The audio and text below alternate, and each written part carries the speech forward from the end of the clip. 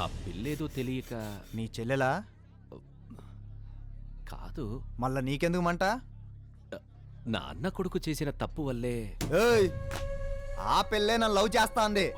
లేదు, ఆ అమ్మాయి ఏదో ఊరికే సరదాకలా చెప్పింది. నేను సరదాగా రమ్మని చెప్పిన.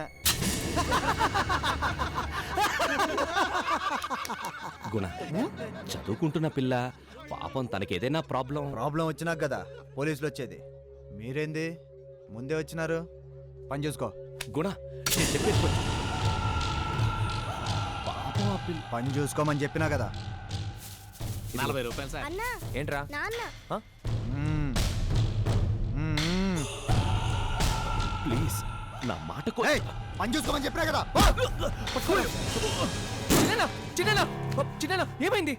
ఏం లేదురా, స్లిప్ అయింది. వదిలే చిన్న బండి. రేపటితో నీ బెయిల్ అయిపోతుంది.